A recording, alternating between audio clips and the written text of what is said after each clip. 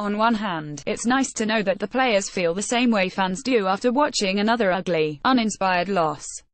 On the other hand, the players are the only ones who can actually prevent such losses from happening in the future, and they seem just as perplexed as the fans do, when it comes to solutions about how to accomplish that. Scott Brooks talked before the Knicks game about needing to come out with energy and effort, two things Washington has lacked during their recent two-game, now three-game losing streak. The message didn't register. Washington sleepwalked through the first 6+ minutes of the game, scoring just 6 points in the first 6 minutes. The Wizards would have been in a bigger hole if not for a cavalcade of missed layups, unforced turnovers and clanked jumpers from the Knicks. Things worsened in the second quarter when the Knicks scored 42 points, their second most in a quarter since 2012. New York's leading scorers during that decisive stretch: Luke Kornet 8 points, Troy Williams 7 points and Emmanuel Mudiay 7 points. Not exactly a murder's row. The play-by-play will show that Washington made a run in the second half, even taking a 1-point lead with a little over a minute left in the fourth quarter. But that late-game rally only made the eventual loss that much more frustrating, which was punctuated by back-to-back poor decisions by Kelly Oubre in the final minute. With Washington leading 95-94, Otto Porter grabbed a rebound off a Michael Beasley miss and kicked it ahead to Satoransky to start a fast break. Thomas spotted Oubre alone in the corner and advanced the ball to him. With 47 seconds left in the game, 19 seconds still on the shot clock and no one within 10 feet of him, Oubre, who was 0 for 5 from long distance at that point, shot an uncontested three-pointer.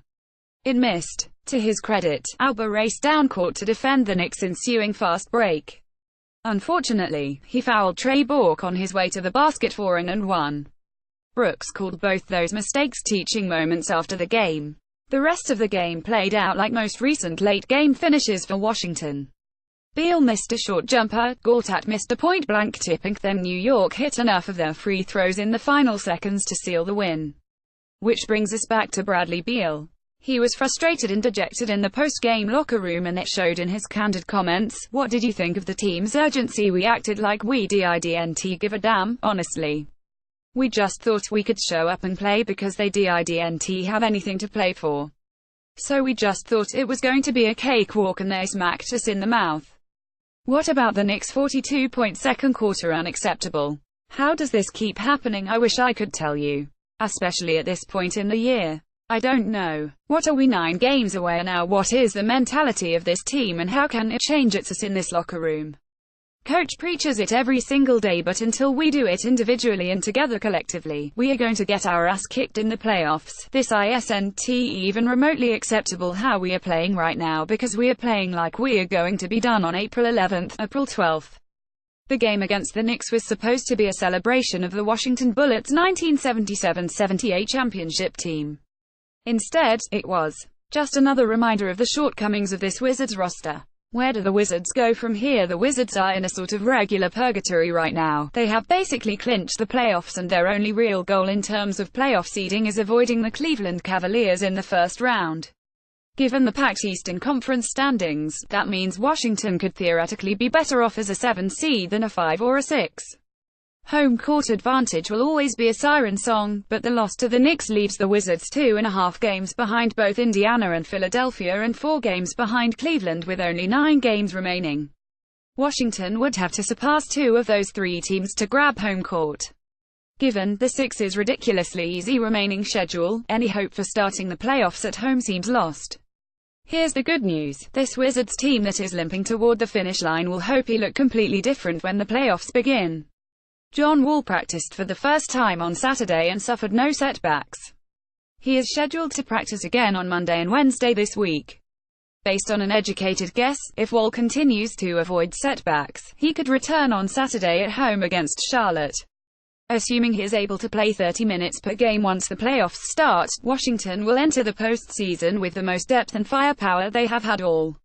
Every second that Ramon Sessions has played the last 2 weeks will go to Wall.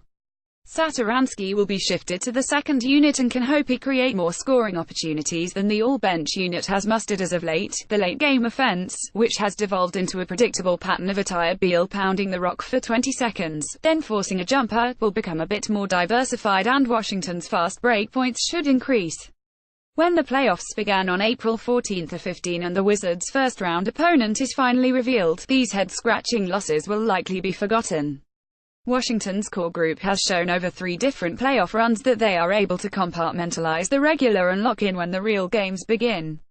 Washington has won all 3 4/5 playoff series during the Beal era and have only been eliminated by 1 seeds. This team will not be scared to line up against Boston, Philadelphia or Indiana in the first round, even without home court advantage. The only boogeyman out there is the perennial Eastern Conference champion Cavaliers.